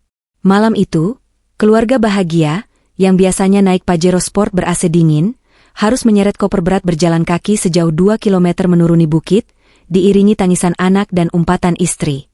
Sementara itu di Jakarta, Hana belum tidur. Jam menunjukkan pukul 2 dini hari. Ia duduk di ruang tamu rumah mewahnya, rumah yang selama ini ditinggali Rizal. Di hadapannya, Bei Iem dan Pak Ujang, supir rumah, berdiri menunduk. Di sekeliling mereka, ada tumpukan kardus dan kantong plastik hitam besar, kantong sampah. Semua sudah dibereskan, Bei? Tanya Hana sambil menyesap teh chamomile hangat. Sudah, Nyonya, jawab Bei Iem dengan suara bergetar. Dia sedih melihat rumah tangga majikannya hancur, tapi dia lebih marah mengetahui kelakuan Rizal. Semua baju Pak Rizal, sepatu, dokumen kerja di ruang baca, piala golf, semuanya sudah dimasukkan ke kantong plastik itu. Bagus. Besok pagi-pagi sekali, panggil tukang loak. Jual semuanya kiloan. Uangnya sumbangkan ke kotak amal masjid, perintah Hana tanpa ekspresi. Dijual kiloan, nya? Jas-jasnya Pak Rizal itu mahal-mahal loh, nya? Tanya Pak Ujang ragu. Bagi saya itu cuma sampah, Pak Ujang. Sampah yang dipakai oleh pengkhianat.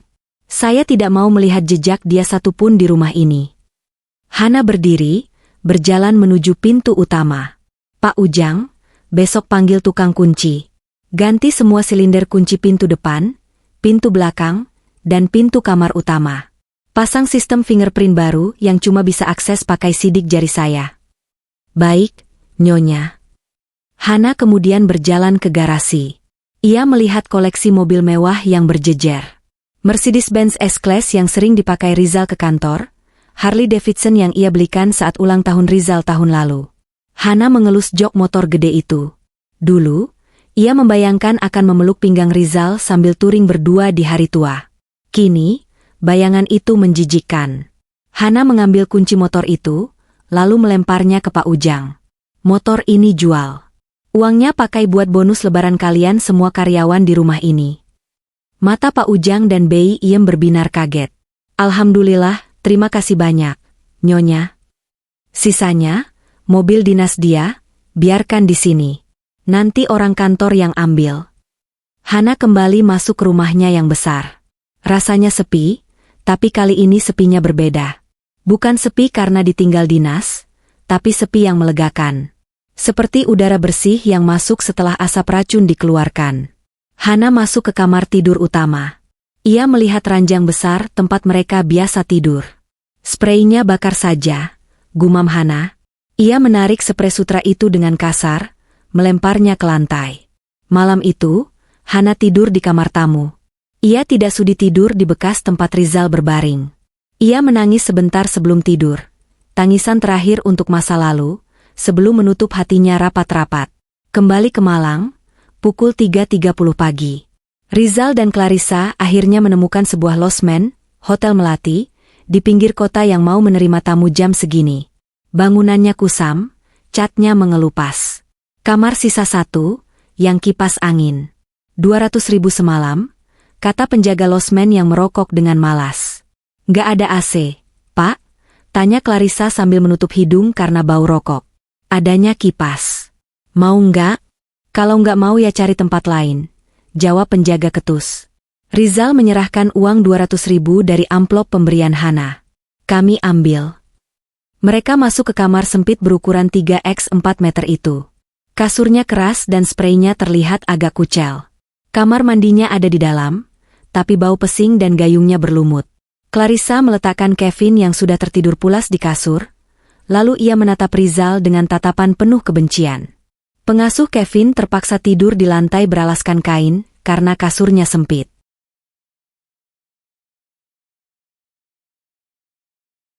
Ini semua gara-gara kamu, desis Clarissa. Coba kamu jujur dari awal kalau kamu itu miskin, aku nggak bakal mau nikah siri sama kamu. Aku bisa cari sugar daddy lain yang beneran kaya. Rizal yang sedang melepas sepatunya, tiba-tiba meledak. Ia melempar sepatunya ke tembok. Duh! Diam lo, bentak Rizal, matanya merah menyala. Lo pikir gue korupsi buat siapa? Buat menuhin gaya hidup lo yang norak itu. Lo minta tas, minta mobil, minta pesta. Kalau lo nggak banyak nuntut, gue nggak bakal nekat gelapin dana sebesar ini. Oh, jadi nyalahin aku? Clarissa berteriak balik. Kamu yang nawarin. Kamu yang sok jagoan. Dasar laki-laki nggak guna. Penipu. Lo yang parasit. Rizal maju dan mencengkeram bahu Clarissa. Dengar ya, mulai sekarang lo harus mikir gimana cari duit. Gue udah dipecat. Gue bakal dipenjara. Lo pikirin tuh nasib anak lo. Clarissa mendorong Rizal hingga jatuh ke kasur. Kevin terbangun dan menangis keras. Suasana kamar sempit itu menjadi neraka kecil. Di tengah keributan itu, perut Rizal berbunyi keras. Dia lapar. Tapi dia ingat, sisa uang di amplop tinggal 800.000 rupiah. Dan dia tidak punya akses ke bank, tidak punya kendaraan, dan besok pagi beritanya pasti sudah menyebar. Rizal menatap langit-langit kamar yang berjamur. Bayangan kamar tidurnya yang mewah di Jakarta, dengan AC sentral yang sejuk dan kasur kingkol yang empuk, melintas di benaknya. Bayangan Hana yang menyiapkannya sarapan sehat setiap pagi. Ya Tuhan! Bisik Rizal. Apa yang sudah kulakukan? Penyesalan selalu datang terlambat. Dan bagi Rizal, ini baru malam pertama dari ribuan malam penderitaan yang telah disiapkan Hana untuknya. Matahari pagi yang terik menerobos masuk melalui ventilasi kecil di kamar losmen yang pengap itu. Tidak ada tirai sutra yang menghalangi silaunya, hanya jaring laba-laba di sudut plafon yang berjamur. Rizal terbangun dengan punggung yang sakit luar biasa. Kasur busa tipis di losmen ini sekeras batu. Selama beberapa detik pertama, ia bingung berada di mana. Ia meraba sisi tempat tidur, mencari tombol untuk memanggil pelayan atau menutup tirai otomatis seperti di rumahnya di Jakarta. Namun, tangannya hanya menyentuh dinding yang catnya mengelupas dan terasa lembab. Realitas menghantamnya seperti truk. Ia bukan lagi direktur operasional Nusantara Group. Ia adalah buronan istri sendiri yang kini terdampar di kamar sempit bau apek bersama selingkuhan dan anak tirinya. Huaa, lapa aar, mami lapa aar. Suara tangisan Kevin memecah lamunan Rizal. Bocah 5 tahun itu duduk di pojok kasur. Wajahnya kusut dan berkeringat karena kipas angin tua di dinding hanya memutar udara panas.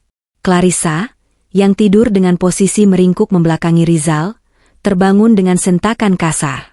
Rambutnya acak-acakan, sisa makeup semalam yang tidak dihapus membuat wajahnya terlihat menakutkan, seperti badut yang habis kehujanan. Aduh, Kevin, berisik banget sih, bentak Clarissa, lalu menoleh ke Rizal dengan tatapan tajam. Mas, anak kamu lapar tuh. Beliin sarapan sana, jangan cuma bengong. Rizal mengusap wajahnya kasar. Kamu pikir ini hotel ada layanan kamar? Aku harus jalan keluar cari warung. Ya jalan sana. Masa anak kecil disuruh puasa? Dengan langkah gontai, Rizal bangkit. Ia mengambil kemeja putihnya yang kemarin. Sekarang sudah kumal, bau keringat, dan ada noda tanah bekas ia jatuh di parkiran. Ia tidak punya baju ganti. Koper yang diseret babysitter semalam isinya baju-baju Clarissa dan Kevin. Baju Rizal tertinggal di villa, atau mungkin sudah dibuang Pak Dharma. Rizal keluar dari kamar losmen. Lorong losmen itu gelap dan bau rokok. Beberapa penghuni lain, supir truk dan pedagang keliling, menatapnya aneh. Seorang pria berpakaian kemeja mahal tapi kucel dan tanpa alas kaki yang layak. Sepatu Rizal masih tergeletak di pojok kamar bekas ia lempar semalam. Di depan losmen, Rizal menemukan warung Tegal, warteg, sederhana. Ia memesan 3 bungkus nasi dengan lauk telur dadar dan orek tempe. Totalnya 35.000, Mas, kata ibu penjaga warung. Rizal merogoh saku celananya, mengambil lembaran uang dari amplop pemberian Hana. Tangannya gemetar saat menyerahkan uang 50.000. Kembalian 15.000 terasa begitu berharga sekarang. Dulu, ia memberi tips tukang parkir 50.000 tanpa berpikir. Saat menunggu nasi dibungkus, mata Rizal tertuju pada televisi tabung kecil di pojok warung yang menayangkan berita hiburan pagi. Headline, Pesta Mewah Sosialita Jawa Timur berubah ricuh. Diduga istri pengusaha bongkar skandal perselingkuhan suami di tengah acara. Jantung Rizal berhenti berdetak. Di layar TV, meski wajahnya diburamkan, terlihat jelas sosok pria berjas hitam yang berlutut di depan wanita bergaun hitam. Video amatir dari tamu undangan itu viral. Wah, gila ya zaman sekarang, komentar seorang bapak supir truk di sebelah Rizal sambil menyeruput kopi. Udah numpang hidup, selingkuh lagi. Laki-laki nggak tahu diri itu namanya. Kalau saya jadi bininya, udah saya kebiri tuh orang. Rizal menunduk dalam-dalam, menyembunyikan wajahnya. Ia menyambar bungkusan nasinya dan buru-buru lari kembali ke kamar losmen, takut ada yang mengenalinya. Di dalam kamar, suasana sarapan itu jauh dari kata nikmat. Kevin makan dengan lahap karena kelaparan, tapi Clarissa hanya mengaduk-aduk nasinya dengan jijik. Nasi apaan nih? Keras banget. Telurnya juga berminyak, keluh Clarissa. Biasanya aku sarapan kroasang sama omelet keju, Mas. Makan aja, Kla. Syukuri masih bisa makan, jawab Rizal datar, mulutnya penuh nasi tapi rasanya hambar seperti pasir. Syukuri? Kamu bilang syukuri? Clarissa melempar bungkus nasinya ke lantai. Nasi berhamburan. Kita kayak gembel, Mas. Lihat nih Instagram aku. Clarissa menyodorkan ponselnya ke wajah Rizal.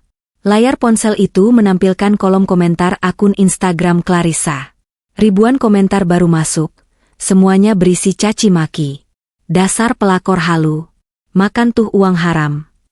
Oh ini yang ngaku istri pengusaha tambang? Taunya istri maling. Mampus lo diusir. Balikin tas Hermesnya wai. Teman-teman arisanku ngekik aku dari grup WhatsApp. Teriak Clarissa histeris. Si Fiona yang biasanya jilat-jilat aku minta traktiran, sekarang bikin story nyindir aku. Katanya dia malu pernah kenal sama penipu. Ini semua salah kamu. Rizal meletakkan makanannya. Kesabarannya habis. Salah aku? Salah aku? Rizal berdiri, matanya melotot. Kamu yang maksa kita datang ke pesta itu. Aku udah bilang gak usah. Aku udah bilang kita pulang. Tapi...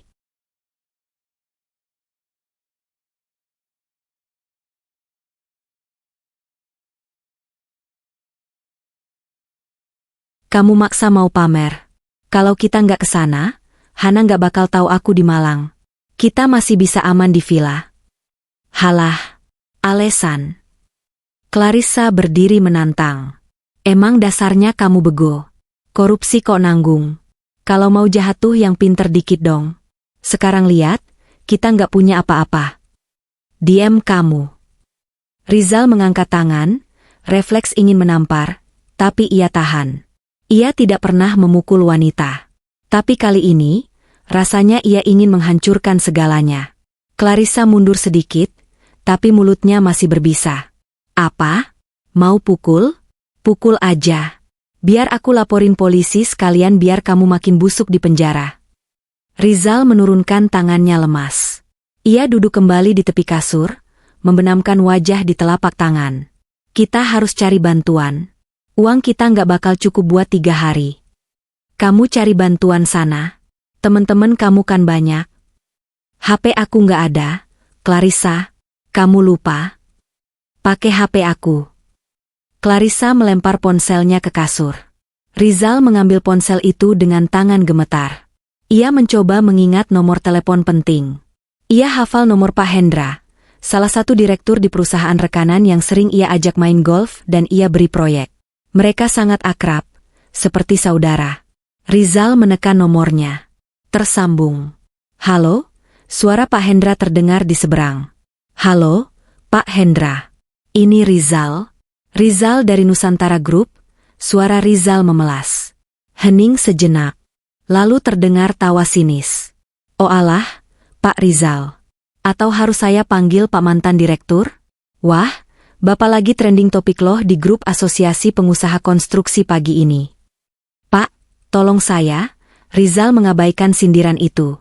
Saya ada musibah. Saya butuh pinjaman.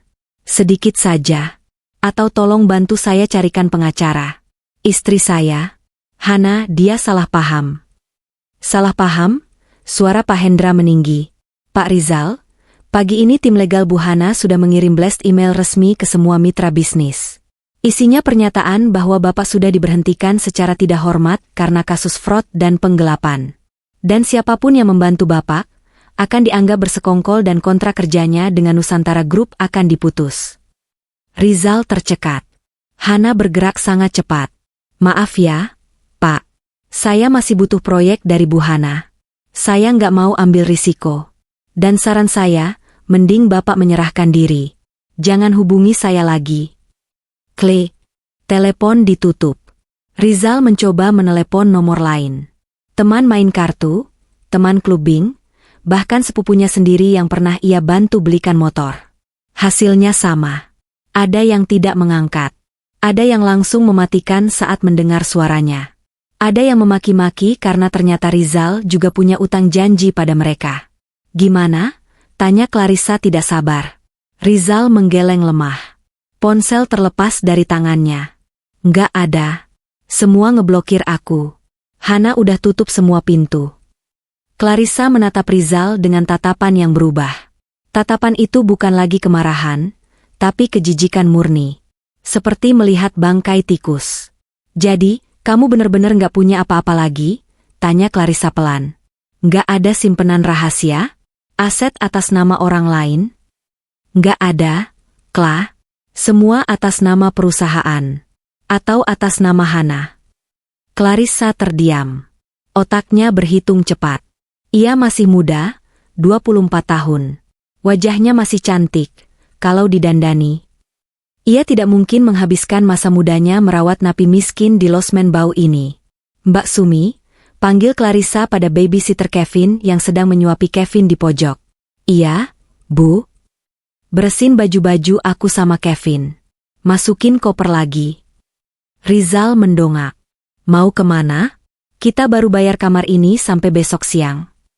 Clarissa tidak menjawab Rizal. Ia sibuk mengetik pesan di ponselnya, yang baru saja direbut kembali dari Rizal. Aku mau pulang ke rumah orang tuaku di Surabaya, kata Clarissa dingin tanpa menatap Rizal. Surabaya? Naik apa? Kita nggak punya uang buat sewa mobil ke sana. Aku telepon mantan pacarku, Doni. Dia mau jemput, jawab Clarissa enteng. Rahang Rizal jatuh. Apa? Mantan pacar? Kamu gila ya? Aku ini suami kamu. Suami siri, koreksi Clarissa tajam. Secara hukum negara kita nggak ada ikatan apa-apa. Dan secara agama, nafkah kamu udah putus mulai hari ini. Kamu nggak bisa kasih makan aku dan anakku. Clarissa, aku begini gara-gara kamu. Rizal bangkit, mencoba meraih tangan Clarissa. Jangan tinggalin aku pas aku lagi susah. Kita harus hadapin ini bareng-bareng. Clarissa menepis tangan Rizal kasar. Ia mendorong dada Rizal, hingga pria itu terhuyung ke dinding. Bareng-bareng? Sorry ya. Prinsip hidup gue simpel. Ada uang abang sayang, gak ada uang abang gue tendang. Lo pikir gue mau sama lo karena cinta? Gue mau sama lo karena lo janjiin hidup enak. Sekarang lo miskin, buronan polisi pula. Ngapain gue bertahan? Kata-kata itu meluncur mulus, jujur, dan brutal. Kevin, ayo siap-siap. Om Doni mau jemput. Kita mau jalan-jalan naik mobil bagus. Ajak Clarissa pada anaknya. Kevin bersorak girang. Hore. Naik mobil bagus. Nggak mau di sini bau. Hati Rizal hancur berkeping-keping. Anak tirinya, yang ia belikan PS5, yang ia manjakan seperti anak kandung sendiri, bahkan tidak peduli padanya. 1 jam kemudian, sebuah mobil sedan Honda Civic Turbo berhenti di depan losmen. Seorang pria muda bertato turun dengan gaya tengil, tersenyum mengejek melihat Rizal yang berdiri di pintu losmen. Clarissa keluar menyeret kopernya, diikuti Mbak Sumi dan Kevin. Ia berjalan melewati Rizal, tanpa menoleh sedikit pun. Clarissa. Panggil Rizal lirih. Clarissa berhenti sejenak. Ia merogoh tasnya, tas plastik kresek pengganti tas brandednya, dan mengeluarkan selembar uang 100.000. Ia menyelipkannya ke saku kemeja Rizal. Nih, buat beli rokok. Anggap aja sedekah terakhir dari gue. Bye, Jal. Good luck di penjara. Clarissa masuk ke mobil Doni. Mobil itu menderu pergi, meninggalkan debu yang menerpa wajah Rizal. Rizal berdiri mematung. Sendirian. Di saku celananya, hanya tersisa uang 700.000. Di saku kemejanya, uang, sedekah, 100.000 dari mantan istri mudanya. Tidak ada aset. Tidak ada keluarga. Tidak ada teman. Tidak ada harga diri. Sementara itu, di kantor pusat Nusantara Group di Jakarta. Ruangan ber-AC dingin itu wangi aromaterapi lavender. Hana duduk di kursi kebesarannya, mengenakan blazer putih bersih yang melambangkan lembaran baru. Di hadapannya duduk 2 orang pengacara senior dan seorang perwira polisi. Laporan sudah kami terima, Bu Hana, kata perwira polisi itu sambil menutup berkas tebal. Bukti-bukti permulaan sangat kuat. Mutasi rekening, bukti markup proyek, dan penggelapan aset bergerak. Total kerugian perusahaan ditaksir mencapai 15 miliar rupiah selama 3 tahun terakhir. Hana mengangguk tenang. Terima kasih, Pak. Kapan surat penangkapan bisa keluar? Mengingat nominal kerugian yang besar dan kekhawatiran tersangka melarikan diri, kami akan terbitkan surat perintah penangkapan hari ini juga. Tim kami di Jawa Timur sudah siap bergerak. Kami sudah melacak lokasi terakhir tersangka berdasarkan sinyal ponsel saksi, Clarissa,